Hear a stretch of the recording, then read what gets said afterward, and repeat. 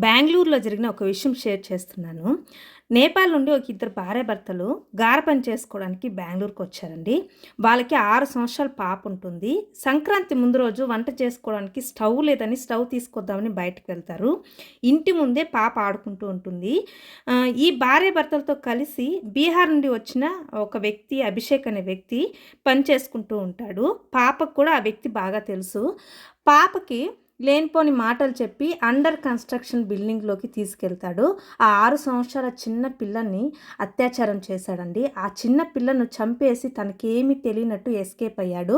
ఫైనల్‌గా ఆ వ్యక్తిని చుట్టుపక్కల వాళ్ళందరూ పోలీసులకు పట్టించారు.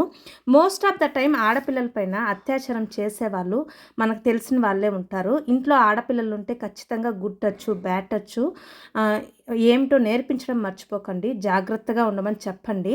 చిన్న పిల్లల్ని ఒంటరిగా వదలకండి. ఈ వీడియోను ప్రతి పేరెంట్‌కి షేర్ చేయండి.